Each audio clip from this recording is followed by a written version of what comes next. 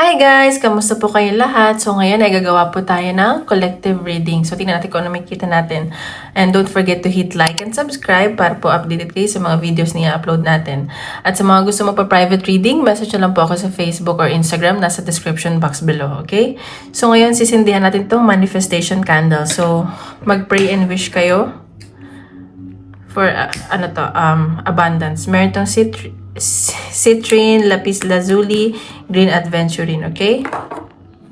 So, ayan. Maglalagay ako ng manifestation song.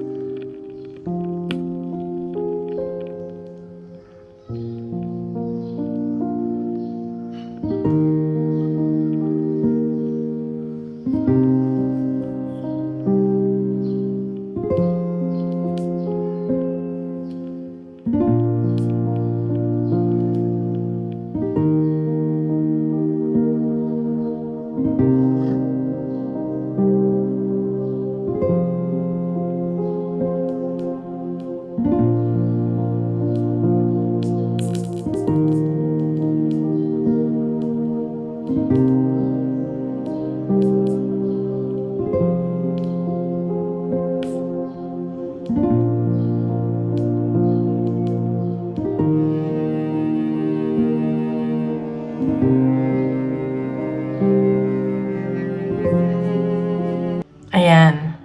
Okay na. Ano yung... Wait lang natin yung flower. Sayang.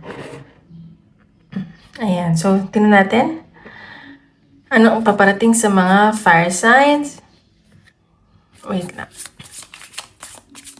Ano ang paparating sa mga fire signs? Aries, Leo, and Sagittarius. Ano pong paparating sa mga fire signs?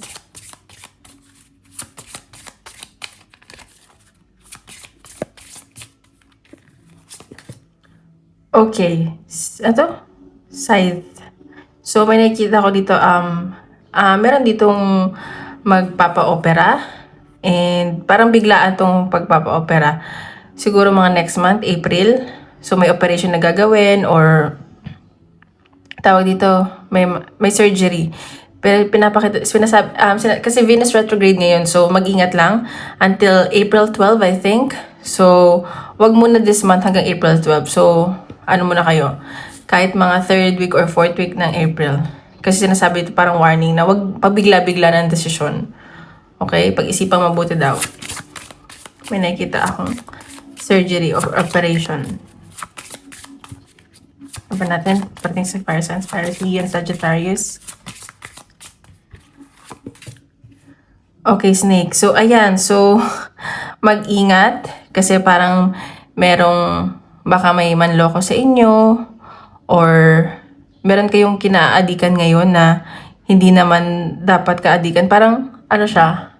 Akala nyo green flag sa labas pero sobrang red flag pala. When it comes to, siguro sa love life to, ingat lang sa baka chinichit kayo ng person nyo or connection nyo or may naloloko sa inyo na kaibigan. So, ayan. Mag-ingat lang. Medyo ano tong energy ng taong to.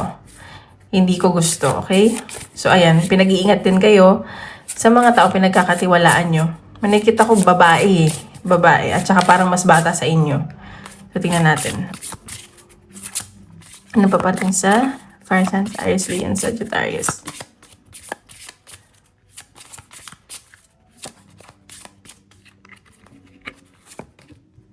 Yan, baka may lumalandi sa person nyo.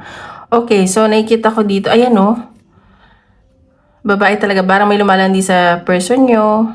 Or mag-ingat kayo sa kaibigan yung babae na akala nyo mabait pero hindi pala. Like, ano yung intention sa inyo, hindi maganda. So, ayun yung pinapakita. Parang mas bata to sa inyo. Tingnan pa natin. Ano tong sa...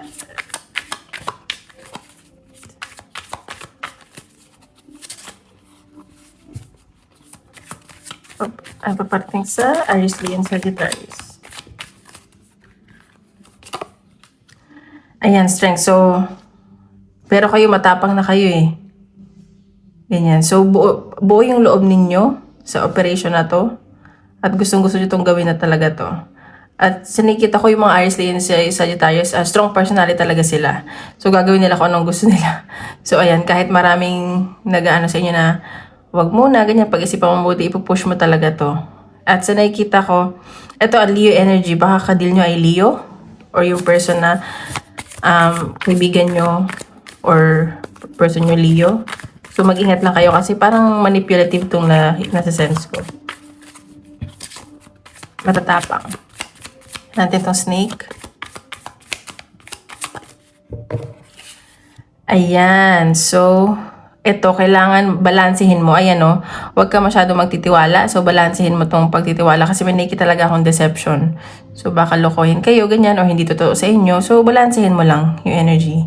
Hindi naman sinabi huwag ka makipagkaibigan at hindi mo pagkatiwalaan totally. Ano lang, maging balanse ka lang. At sinasabi dito na maging pasensyosa or pasensyoso ka. Ganun. Pa natin ito. Ano tong woman? Oops. Ayan. So, nakikita ko dito na katrabaho mo siguro tong babaeng to. Or kakompetensya mo. Ayan. So, nakikita ko dito focus ka din sa work. And parang ano to, binubusisi mo tong taong to. Ayan, no? May 8 of Cups. So, may paglayo ako nakikita sa inyo. At sa nakikita ko, parang magulo yung isip ng mga fire signs ngayon. So, ayun lang. Mag-ingat ka lang din. Okay? So, tingnan pa natin ang paparating sa fire signs, Aries, Leo, Sagittarius.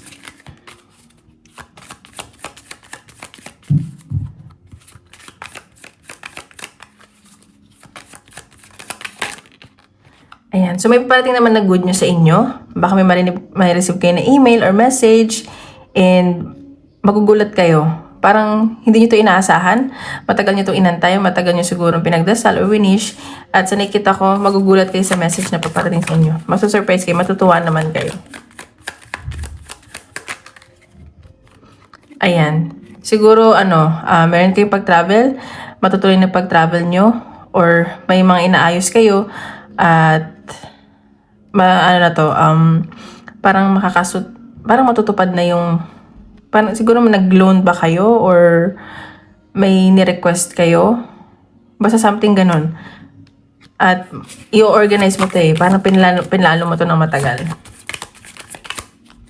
Oops, isa lang po, wait, ng dalawa yung lumabas.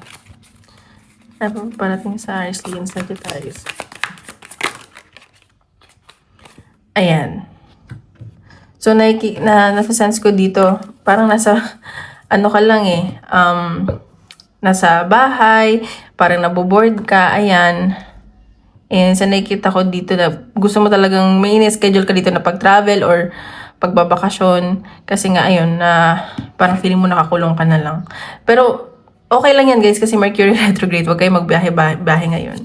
Ayan baka bumili ka ng bahay, magre-rent ka, ayan. So, ayan, puro ka lang daw sa bahay. Tingnan pa natin. Ano ang possible message in the universe? Message in the universe. There will be a powerful outcome. So, ayan. So, kung ano man yung hinihiling mo or wini-wish mo, magiging maayos naman daw yung outcome. Maniwala ka lang sa universe at mag-pray at mag-wish, mag-manifest. Okay? Ayun lang guys. Maraming salamat po.